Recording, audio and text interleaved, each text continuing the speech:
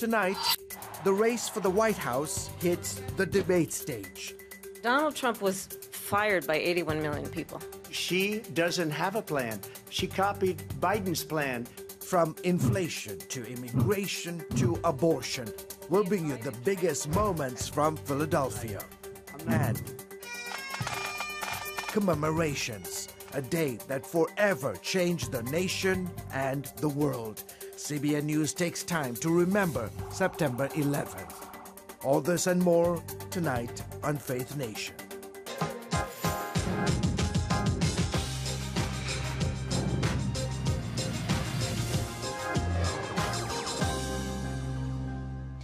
Donald Trump often on the defensive as former prosecutor Kamala Harris pled her case to American voters.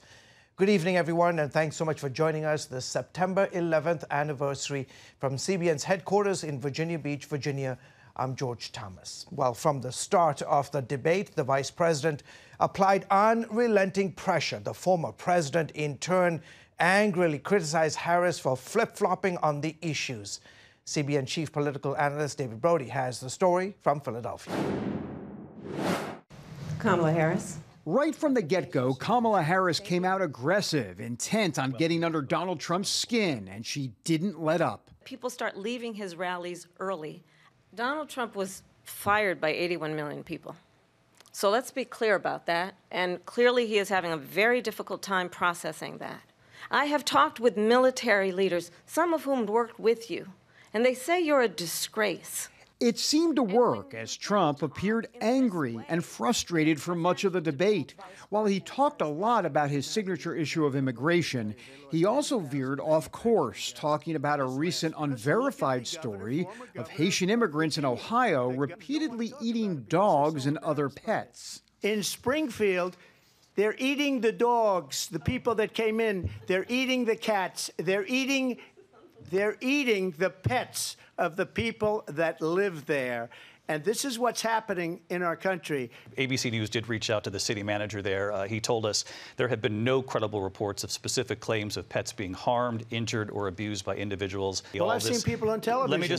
As for actual policy, Harris didn't offer much, including on the economy, which is the #1 issue for voters. She doesn't have a plan. She copied Biden's plan, and it's like 4 sentences, like run, spot, run. 4 sentences that are just, oh, we'll try and lower taxes. Trump also pointed out her change in positions in 2020 to new, more moderate ones, such as emphasizing immigration enforcement.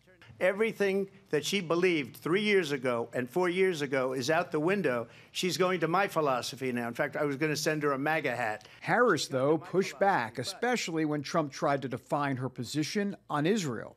But when she mentions about Israel, all of a sudden, she hates Israel. She wouldn't even meet with Netanyahu when he went to Congress to make a very important speech. She refused to be there because she was at a sorority party of hers. She wanted to go to the sorority party. She hates Israel. That's absolutely not true. I have my entire career and life supported Israel and the Israeli people. He also tried to paint her as a radical on the Second Amendment and fracking. This is a radical left liberal that would do this. She wants to confiscate your guns, and she will never allow fracking in Pennsylvania. If she won the election, fracking in Pennsylvania will end on day 1. Tim Walz and I are both gun owners. We're not taking anybody's guns away, so stop with the continuous lying about this stuff. Harris then sought to turn the tables and go on offense against Trump on abortion. If Donald Trump were to be reelected, he will sign a national abortion ban. Understand, in his Project 2025, there would be a national abortion, a monitor that would be monitoring your pregnancies, your miscarriages. Thank you, Vice President Harris. Well, there she goes again. It's a lie. I'm not signing a ban. Afterwards, Trump surrogates filled the spin room expressing major concern about a liberal slant of questions from the debate moderators, calling it a 3-on-1 ambush. It's my view that the moderators ruined this debate, and I think it prevented us from being able to analyze what each candidate did or didn't do. Harris surrogates shot back. Conservatives are saying this was a 3-on-1 debate. That's the spin tonight. That's what losing campaigns say. But don't tell that to the former president, who made a surprise stop in the spin room to say he had the best debate ever, despite the moderators. The moderators were very unfair, but it basically was 3-on-1. But I thought they were very unfair. Now we wait for the next set of polls to drop in just the next few days to see what voters thought of the debate. As for Kamala Harris, she hits the battleground states later this week in North Carolina and Pennsylvania. As for Donald Trump, he heads out west, going to Arizona, then to Los Angeles, where he'll hold a press conference on Friday. And if he's holding a press conference, who knows what he's going to say? It could be the next shakeup in the race for the White House. David Brody, CBN News, here in Philadelphia, Pennsylvania. Thank you, David. Faith Nation contributor and the editor and publisher of Inside Elections, Nathan Gonzalez, is here for analysis. Nathan, great to have you back on the broadcast, sir. Was there a clear winner last night? Well, I think there are two different things. If we're just looking at the debate itself, I think you have to call Vice President Harris the winner. She dictated the terms of the debate or the conversation. You know, she was throwing out multiple attacks, and Trump would often use part of his time to defend himself and then maybe shift to something he wanted to talk about more. Whereas on the other hand, of course, Trump listed out a number of attacks, and you could see Harris, she would pick and choose which one she wanted to respond to, because she also wanted to try to look forward and present, the positive, some of the agenda that she wanted to lay out. Yeah. Now, what happened in the debate could be different than how voters, particularly independent voters in the 7 swing states, how they felt about the debate. And that's exactly what David was talking about at the end of the package, where we're going to have to wait a few days to see if those key voters were persuaded by what they saw last night or what they heard about what happened last night. On the issue of the vice president's agenda, did we hear anything substantial about policy from the current vice president? Well, she kicked off her opening statement with talking about extending the child tax credit, the first-time homebuyer credit. She talked about some specific policies. She came back to that in her closing statement, I think, because she knows of the criticism that's being leveled against her that there aren't specific policies. And so, for some people, that's not going to be enough. And I guess she's going to have to reconcile or deal with that. But we also can't pretend that Trump was very specific on some of his policies when he was asked specifically about deportation, which is one of the things he's talked about. They asked for specifics on that, and he declined to talk about that. He was asked about health care and an alternative plan to the Affordable Care Act. He declined to talk about that. So if we're looking for specifics, I think we have to look for specifics, from both candidates. Yeah. The Harris campaign has already said she would debate again. Do you think Trump would go for that? I don't know. I mean, you could tell by who thinks they won or lost by do they want to do it again. And I think Harris felt confident. I think the Democrats they're glad that Harris did everything she could on Tuesday night, and it looks like they would be happy to do it again. Trump has been a little more he's been more wishy-washy on whether he's going to do it. He probably is going to want it to be on more favorable terms, meaning maybe he's going to want it to be on Fox rather than NBC, which might be the leading contender to host it. But I'm going to bet, I'm not a betting man, George, but if I had to bet, I'm going to say there is not going to be another presidential debate. Yeah, last question here, Nathan. Do you think all of this makes any difference, especially within swing voters? It could, and it doesn't have to make a big. It doesn't have to swing a lot of voters to make a big difference because the race is so close. If we're talking about a 1 or 2% shift, that means a lot in the 7 key states. Absolutely, thank you, sir. Always a pleasure to have you on the broadcast. Thanks, George. You're welcome. Well, economic issues took top billing in last night's debate, and today new numbers gave insight to the actual state of U.S. inflation. The latest consumer price index shows it's at its lowest since February of 2021. According to the Labor Department, the CPI rose about 0.2% in August, bringing the year-over-year inflation rate down to 2.5%. By the way, that's the lowest the country has seen in more than 3 years. With the economy a leading focus for voters, moderators made it their first debate question. But after briefly mentioning inflation, the former president shifted his focus to immigration. Take a listen. On top of that, we have millions of people pouring into our country from prisons and jails, from mental institutions and insane asylums, and they're coming in and they're taking jobs that are occupied right now by African Americans and Hispanics, and also unions. Unions are going to be affected very soon. And you see what's happening. You see what's happening with towns throughout the United States.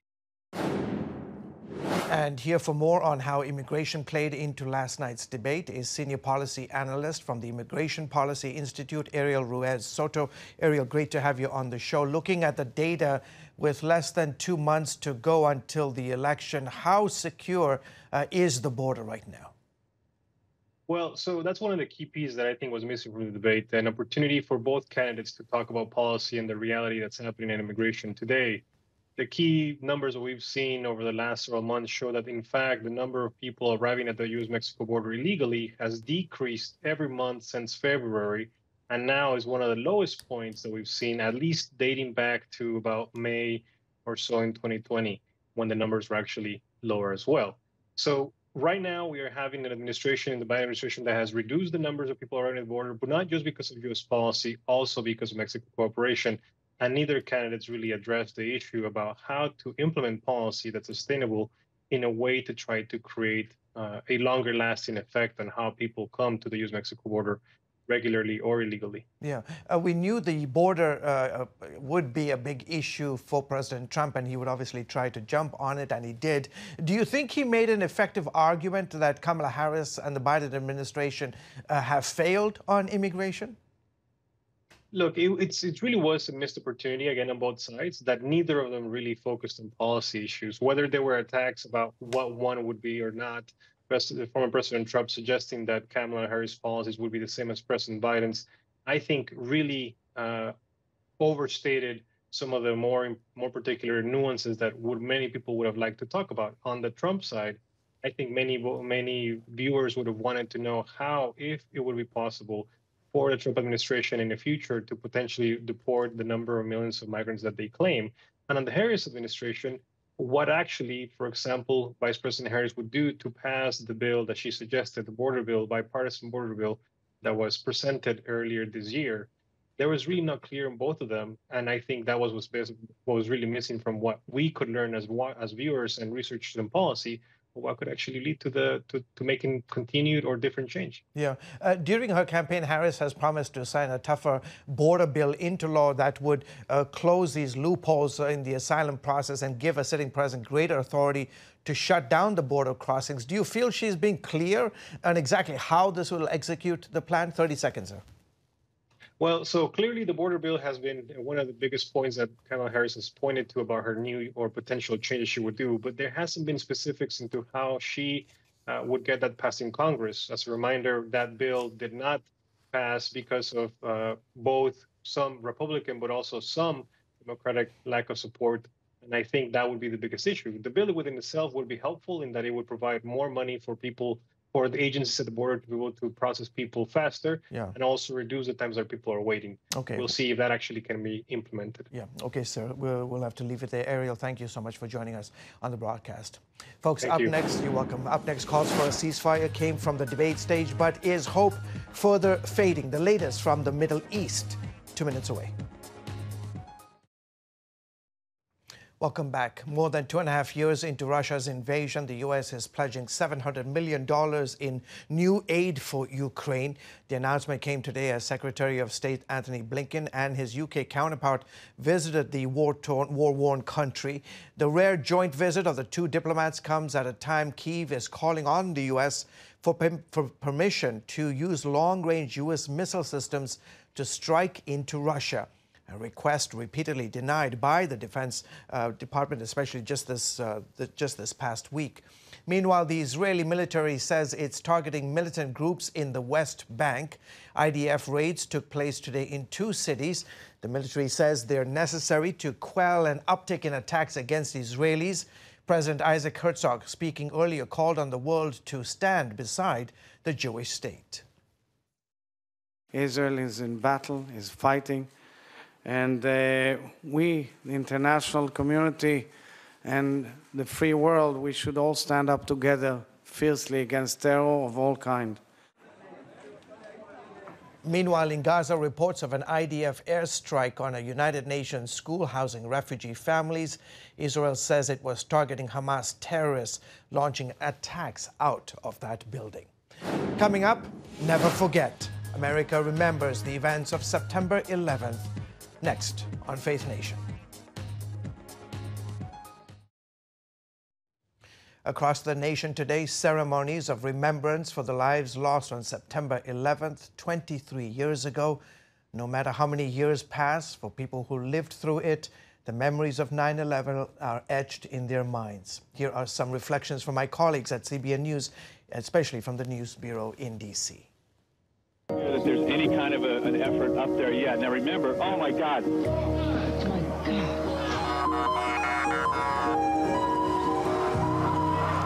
9/11 is a day that you don't want to remember, but that you will never forget. Apparently, a plane has crashed into the World Trade Center. I have a vivid memory of sitting on my parents' bed, watching as the second plane flew into the second tower. And I mean, there's so much unknown at the time. There's so many questions, and there were no answers. We still had school that day, but the feeling at school was tense. It was, everybody was on edge. Nobody really knew what was happening or what was going on. You can see the firemen assembled here, the police officers, FBI agents, and you can see the two towers. A huge explosion now, raining debris on all of us. We better get out of the way. There it goes.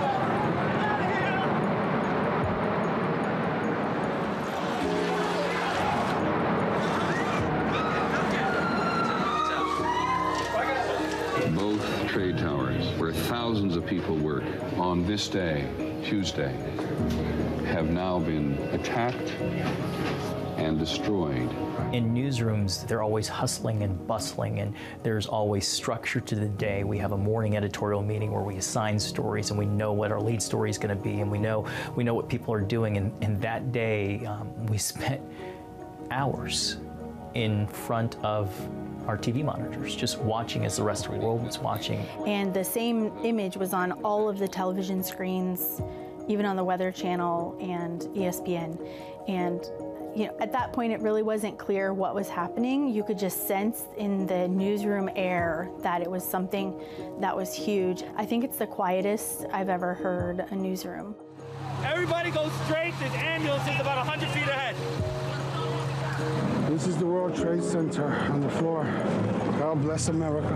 Let's go to the White House. Claire Shipman is on the phone. Claire, what's that we're looking at? Well, that's what we're trying to figure out right now. All we know is it's a gigantic plume of smoke coming from behind the old executive office building. It's like nothing I've ever seen. I mean, Claire, let me interrupt you for a second. We now have fire confirmed at the Pentagon. I got into a news satellite truck with our weekend anchor, a photographer, and our satellite truck operator, and we drove up here to Washington, D.C.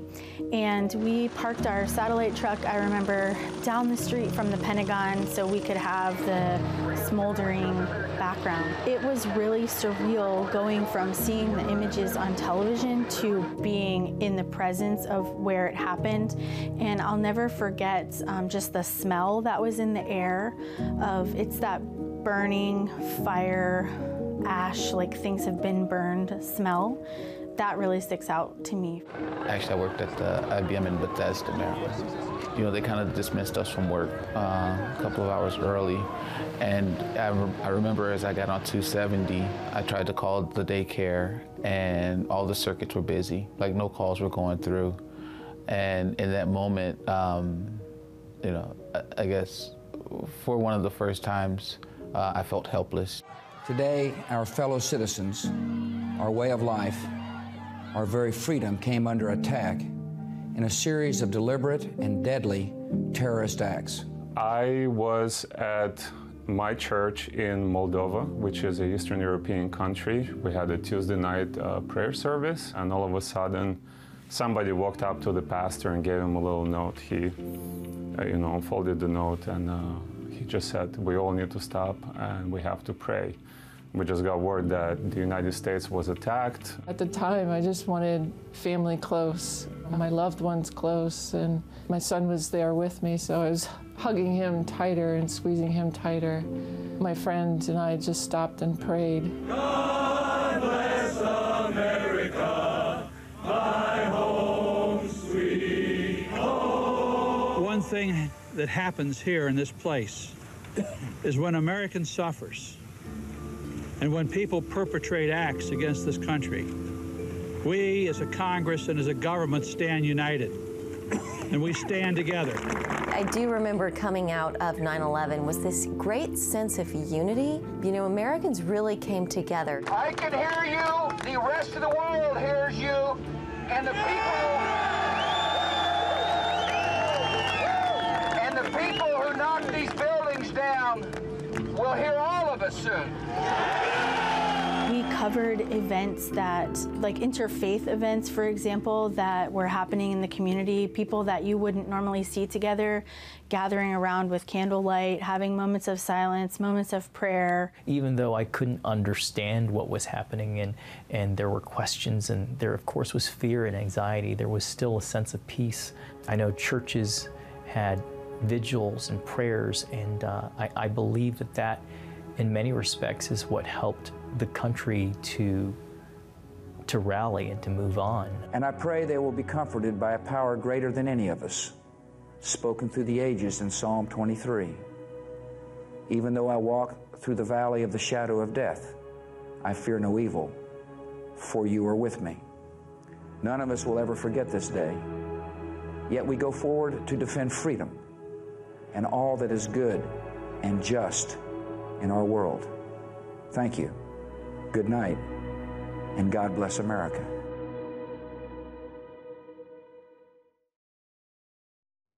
And finally tonight, honoring those who lost their lives saving others inside the World Trade Center towers 23 years ago. On this 9/11 anniversary, countless students, athletes, and thankful Americans gathered in college stadiums for a memorial stair climb. The climb mimics the 110 stories of the Twin Towers. Stairs first responders selflessly trekked up that day. Some who made the climb today carried American flags or donned firefighter gear, making a point to never forget. Folks, that is it for this edition of Faith Nation. From all of us here at the headquarters of the Christian Broadcasting Network in Virginia Beach, Virginia, thank you so much for joining us. We will see you again tomorrow. Goodbye and God bless.